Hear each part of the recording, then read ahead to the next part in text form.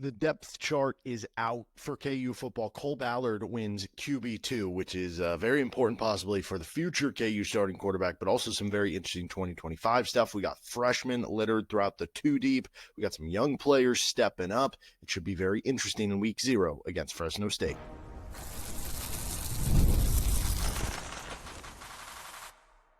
You are Locked On Jayhawks, your daily podcast on the Kansas Jayhawks. Part of the Locked On Podcast Network, your team every day. What's going on? Derek Johnson here. This is Locked On Jayhawks. Thanks for making it your first listen every day. Thank you to everydayers catching each and every episode of the show. We are free and available anywhere you get your podcast, including on our YouTube page where you can like and subscribe to the show. And on today's edition of LOJ, we're breaking down the KU football depth chart, which is officially out now. We get some interesting takeaways, what it all means. And we're going to talk a little bit about, the depth chart showed us maybe where Kansas's recruiting pipeline, so to speak, are. How are they doing in state? How are they doing in some of these other states? Where are they looking to fill out their two deep? We'll get to all that on today's episode of the show, starting off with biggest takeaway from the two deep, which is that QB2 battle with Cole Ballard beating out Isaiah Marshall. Okay, so let's start right there for the episode, because it's funny. In most situations, you would think the QB1 battle would be the big, for most schools, like that is the biggest storyline. Like, who's going to be QB1? You look at like a school like Auburn, and it's like, oh, there's 3 quarterbacks that are competing. And it's like a constant storyline. For so many years with KU football, we've had that storyline, which it's refreshing not to have it in some of the Lance Leipold days. But point being, we don't have that this year. Jalon Daniels is the starter. And as long as Jalon Daniels stays healthy, which you hope he does, that's going to remain to be the case for KU, that Jalon Daniels is going to be the starter for the Jayhawks this season. But the QB2 battle became very, very interesting to me and to many other fans, because it's not just about, okay, you're the backup quarterback in a situation where we've seen Jalon Daniels get injured in the past, and you could be one play away from having to come in and save a game or save a season, as we saw, Jason Bean really do a couple times for Kansas. It's also the implications of what it means for the future of KU football. And for 2026, Jalon Daniels is a redshirt senior this year. Now, I know this was going around. If you saw the depth chart that came out, the picture of it said Jalon Daniels is a redshirt junior. That is not accurate. He's a redshirt senior. If you go to the KU football website, he's listed as a redshirt senior. Here's my guess what happened on the depth chart. They just pulled up the same template from what they used last year for the depth chart, and they're like, oh, see, Jalon Daniels still QB1, and they forgot to change the year that he is. It's not a big deal. He's a redshirt senior. So there will be a new quarterback in 2026. And, it could be somebody they bring in via the transfer portal. It could be one of these young quarterbacks who still is young, with Isaiah Marshall or David McComb, who, with another year under their belt, the talent starts to meet with the experience and the expectations and the consistency the staff wants of them. And that over these next, 3 months in practice and then in spring football, they do end up being the starting quarterback. But it is right now a clear indication that if the 2026 season started today, a year early, that Cole Ballard would be the starting quarterback for KU come 2026. And that comes as a surprise to many, because Cole Ballard began his career as a walk-on. And Isaiah Marshall was a near 4-star recruit who won the state title in Michigan. And David McComb is somebody who, depending where you look, high-end 3-star, low-end 4-star recruit, who a lot of people are very high on his long-term ceiling as a quarterback prospect.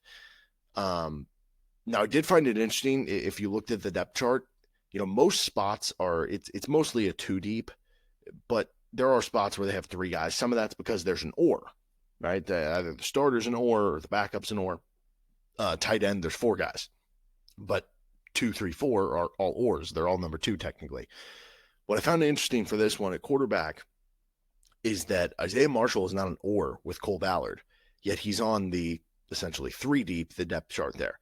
And I find that interesting because, again, that's not something you see a ton of throughout the 2 deep. You do see it here or there, like Marcus Calvin as a defensive tackle is an example. I can't help but think, is that something that's an ode to? Because theoretically, if you're not on the depth chart, as a player or maybe a parent of a player or a guardian, whatever, you start to see that as, oh, my guy could be 3rd string, he could be 5th string, right? You're in the abyss. You're in the abyss of not on the depth chart. If you're at least on there, even if it's the 3rd string, you do know that, okay, here's the set spot that he's at. And maybe it's also dangling the carrot, so to speak, that like, hey, Marshall, we have you at the third string right now because we want to see you do this, this, and that during practice, during the season. But we're putting you on there because we think you can get to that point where you usurp Cole Ballard at some point in the season. Maybe that would be the case. I just find it interesting because that's not something that the staff is doing a lot of with putting that kind of extra guy on there. Now, what this mainly means to me with Ballard beating out Marshall, let's again forget the part where, okay, the backup quarterback job is very important because Jalon Daniels does get injured. They have to come in. And from that perspective, Cole Ballard does know the offense the best. He's been most experienced. And the thing that this staff values above all else, you'll hear this in them talking about players, and you'll see it reflected in who gets the most playing time, who is the most consistent, right? You could have a player who has an A potential, but sometimes they have a low floor. Sometimes they look like a D player. Sometimes they look like a C. Sometimes they look like a B. Sometimes they look like an A in practice, versus a player who constantly is in that B plus C minus range. They're going to go with that player because they want to know somebody they can trust down in, down out, play in, play out to execute what they want from them. And that's where Ballard seems to be kind of a steady Eddie. And so it would make sense that he would have kind of the staff's liking. But what this means long-term, I think, is one of four things. Number one, Cole Ballard is a lot better than some people think. And that's the one that I kind of want to harp on the most, but we'll get back to that in a second. Number two, Isaiah Marshall is going to be a longer-term project than we thought. He's not as complete of a prospect. It's going to take more time. Number three, Isaiah Marshall just is never going to cut it at KU, and eventually he's going to have to transfer out from Kansas. Definitely possible. And number four, Isaiah Marshall's being listed on the depth chart as QB3 is dangling that carrot to say, if you do ball out during the season, you're going to usurp Cole Ballard. And, it's funny because I think of like a guy like Will Huggins, where it's like he was buried on the KU depth chart for so long, and then he got an opportunity at an FCS school last year, and now he's the Oklahoma starting tight end. And it's like, sometimes guys just need opportunity. Sometimes guys are better gamers than they are practice players. And maybe that's the case too for Isaiah Marshall. We've seen a lot of KU football quarterbacks who would fit that billing, like Todd Reesing and Carter Stanley, and even to an extent like Jalon Daniels at the beginning of his career, better in games than they are in practice. And that can make things difficult to evaluate as well. But if we're looking at the number two and number three, Isaiah Marshall would be more of a long-term project, or eventually he's going to have to transfer out. I mean, it is the reality of the sport that if, we get into 2026 and Cole Ballard is ahead of Isaiah Marshall and he's only, 1 year older in classification, and you also have David McComb in the quarterback room, and you got other guys coming along in the class of 2026, and then, they'll be bringing in future quarterback commits as well. It would only be natural for Isaiah Marshall to see what else is out there for playing time at that point in time. Now, would he give you spring football to compete and see if he ends up, winning the starting job over him? And then if he loses it, then he leaves after spring ball. That's entirely possible, right? But it is at least a possibility you have to be open to. I'm not saying it's going to happen. I'm not saying I'm rooting for it to happen. The best case scenario for me is Isaiah Marshall, this very talented kid who I've wanted to see play football for KU, ends up getting in the FCS game against Wagner, balls out, does well in practice, and then all of a sudden he takes off in spring ball and he's your starting quarterback in 2026 and he's a stud. That's the perfect scenario, right? Because as much as I do think Cole Ballard is better than people are giving him credit for, I do acknowledge the ceiling on Isaiah Marshall is probably higher than that of Cole Ballard's. Now, going back to number one, Cole Ballard's a lot better than people think. For my money, that is what I'm choosing to believe here as why Cole Ballard is ahead of Isaiah Marshall. Like, sure, Isaiah Marshall probably does need more time in seasoning. I think that's fair. He probably needs to get more consistent. I think those are probably all fair things. But I also think people want to view this as, not everybody, some people want to view this as an indictment of, well, the reason Isaiah Marshall lost to Cole Ballard is because Isaiah Marshall is just not very good. When it could just be Cole Ballard beat out Isaiah Marshall because Cole Ballard's pretty good, And we saw him get into games as a true freshman. Again, you hear the walk-on billing. Players go up from walk-on to earn scholarships and have, really solid seasons all the time. They're college football. Like, it's not an indictment that's happening at Kansas now. Cole Ballard comes from good lineage, good genes. He's got a dad who's a GM in the NFL. It's not like this is his dad is 5'6" and his mom is 5'2". Like, where did he get these genes? Like, oh my goodness, he's just this ultimate walk-on story. No, his dad's an executive in the NFL. This is not your normal walk-on. Beyond that, he got playing experience as a true freshman in big games. Yes, he wasn't perfect in those games. Yes, KU had to cater the offense in a different way, Like, he hung in there. He was tough. He wasn't like a problem in the games. We see quarterbacks all the time who are kind of game managers, or Rocco Bechts of the world. Could Cole Ballard be Rocco Becht? You bet your buddy could. And so I'm choosing to believe this is like, I think Cole Ballard is better than what people are giving him credit for. And he's going to get a lot better from where he was a couple years ago. And so I think it's natural to say, okay, that's where he was when we first saw him. And, it wasn't the best quarterback KU's had, but it wasn't the worst either. He's going to get better over his next couple of years. He's going to gain more confidence from that. So it also doesn't rule out that, like, David McComb, he's probably got maybe the biggest potential because he hasn't had that full season under his belt. Maybe he could grow even more coming into next year, or maybe David McComb is your starter come 2026. But if you're putting betting odds on it right now, just based on the information we have, you'd have to say Cole Ballard is the favorite right now to be quarterback 1 in 2026. But again, Marshall could beat him out during the season.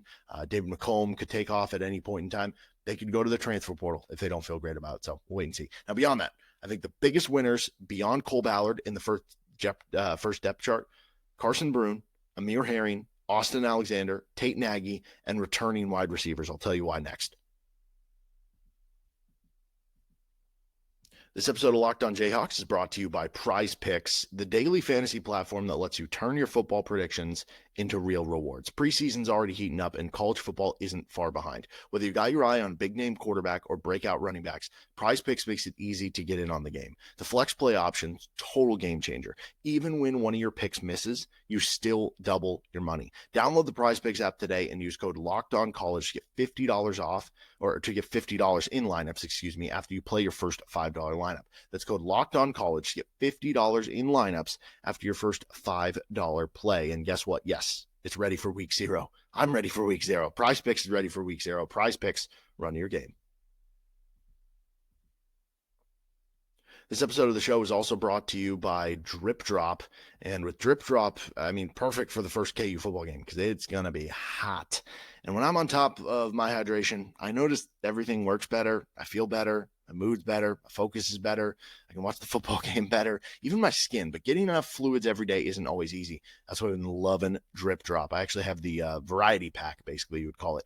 It's a doctor-developed and scientifically proven for fast hydration. It uses the perfect balance of sodium electrolytes and glucose to help your body absorb fluids quickly, delivering 3 times the electrolytes and half the sugar of a leading sports drink. It is so easy to stay hydrated on the go, and if you're on the move, because you don't have to carry around a bottle. You just grab that little packet and pour it in. Perfect. Like I said, you're going to a hot KU football game on Saturday, boom, you just bring it in your clear bag, you're good to go, and then you go to the water filling station, boom, right there. It's so easy, right?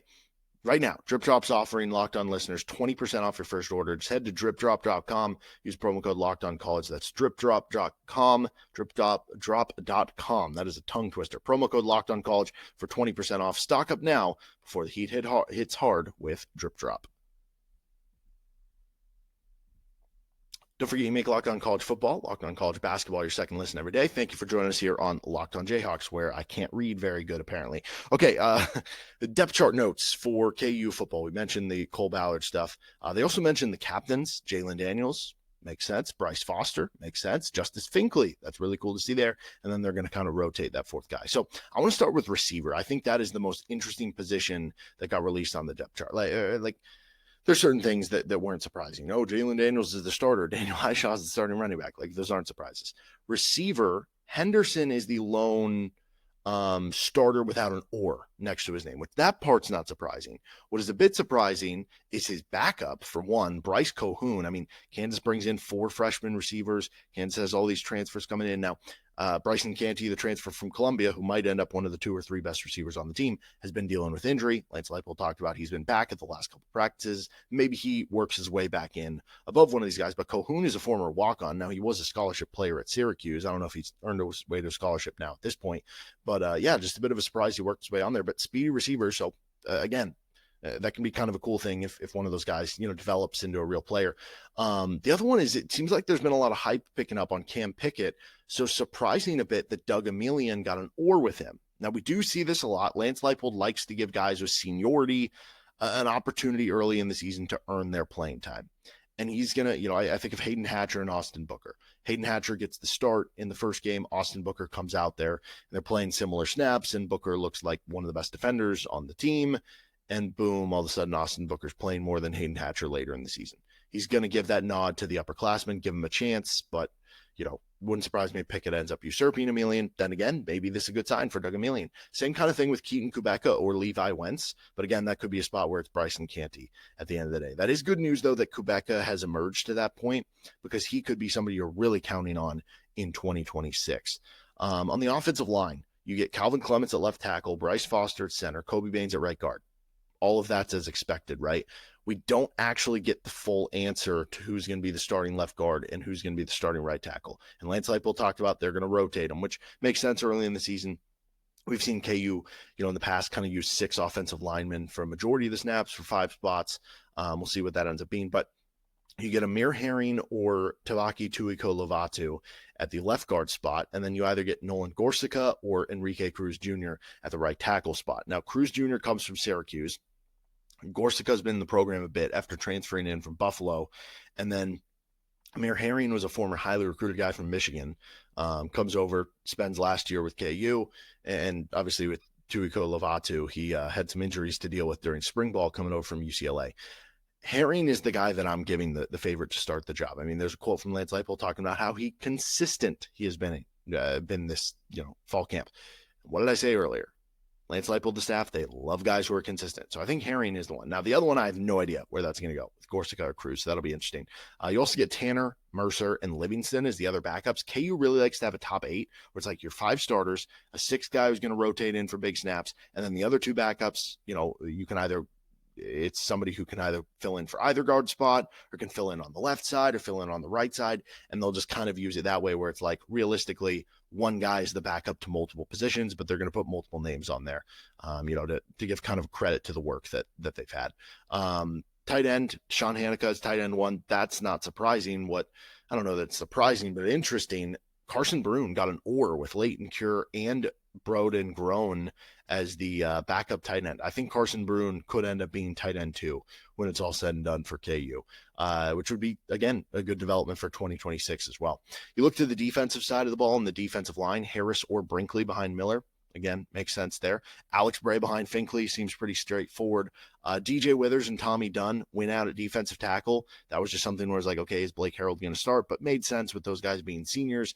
Harold's basically going to be a 3rd starter. So, it is what it is. But no Gage Keys on the depth chart. I don't think that's necessarily because Gage Keys isn't somebody who's going to play. I just think Gage Keys is hurt right now. I think when he's playing, they're going to use him as a rotational defensive tackle. But it was cool to see Marcus Calvin on there, and obviously Keenan Caldwell took advantage with that Keys injury.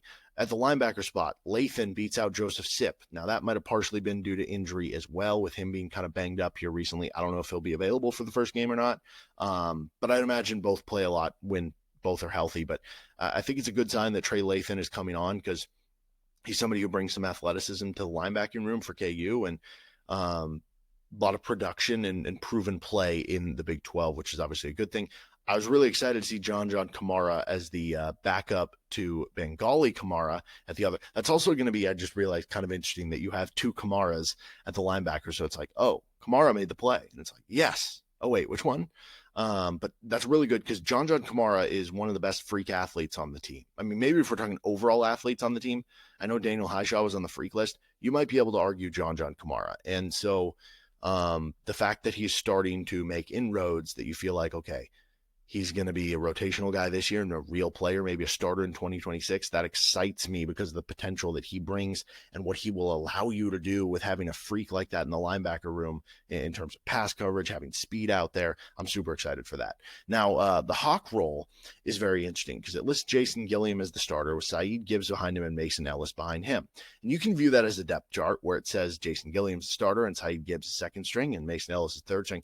I don't. I think that's a position where they're basically saying those 3 guys are based on the package that KU wants to play. If KU wants to play with a linebacker as that guy, it's Jason Gilliam. If KU wants to play with another corner out there, more of a passing down, that would be Gibbs. If KU wants to play kind of a hybrid role where they want another safety out there who can do a little bit of both, that would be Mason Ellis. It depends on the package. Which guy do I think we're going to see the most? I actually think it's going to be Mason Ellis, which is really cool for a local Kansas kid who was a former highly recruited guy, really good athlete as well. Then in the corner room, Austin Alexander, actually ahead of DJ Graham. That's huge news. Now, Graham been dealing with an injury. We'll see if he usurps him once he's fully healthy. But you've got two young corners, Austin Alexander, redshirt freshman, Jalon Todd as a sophomore, who are very talented players. And overall, that corner room now for KU, the top four on that two deep, Jalon Todd, Austin Alexander, Jaleel Hurley, DJ Graham, that's three guys who can have a couple years with you for KU. But all four of those corners, including Graham, are players who are at least 88 graded three-star recruits. It's a very talented room, even if it's not as experienced as it was last year for KU. Then at safety, Taylor Davis, Lyric Rawls, no surprises there. Dye Brothers is the backups. Mason Ellis kind of soaring up. He's the backup on the two deep there, and also playing, I think, a majority of the snaps as that third safety in the Hawk position for KU. Special teams, no surprises with kicker and punter.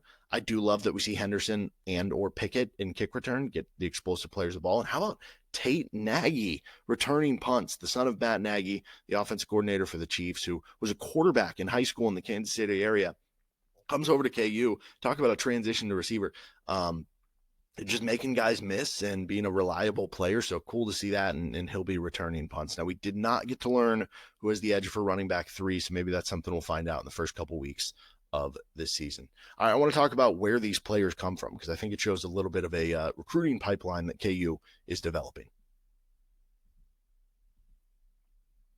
Today's episode of Locked On Jayhawks is brought to you by Open Phone. If you're running a business, every missed call is money left on the table. Think about the last time you needed a service. If the first person didn't answer, did you wait? Probably not. You moved on. That's why you need Open Phone, so you never miss an opportunity to connect with your customers. Open Phone is the #1 business phone system designed to streamline and scale your customer communications. Your whole team can share one number and respond to customers like a shared inbox. No more, hey, who's handling this? You, me? Oh, then it falls through the cracks. See why over 60,000 businesses trust Open Phone. They're offering Locked On listeners 20% off your first 6 months at openphone.com/lockedoncollege. That is openphone.com, OPENPHONE, phone.com, openphone.com/lockedoncollege. They'll even port over your existing numbers for free. Open Phone, no missed calls, no miss customers. Today's episode is also brought to you by FanDuel Sportsbook.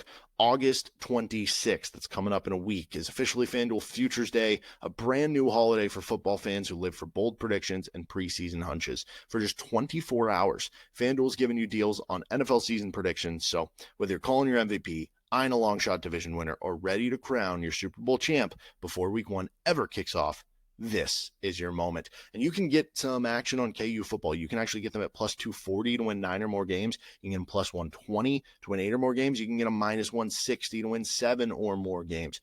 Think they're going to win the Big 12? 15-1 odds. Visit the FanDuel app today and start planning your future bets now, because Futures Day is one day and one day only. FanDuel, play your game.